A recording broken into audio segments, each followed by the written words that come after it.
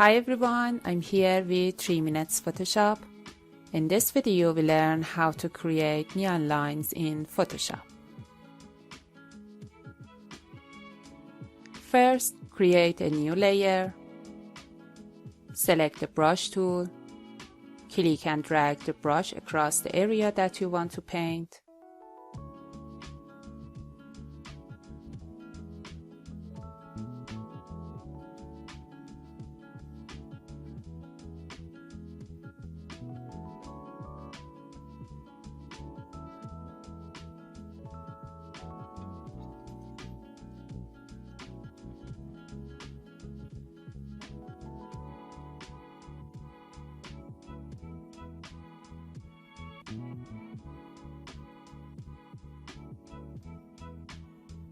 Double-click on Layer, choose Outer Glow,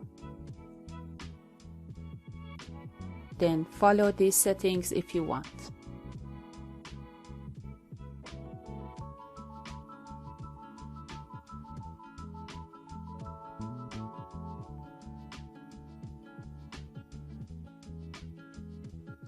I hope you enjoyed this video.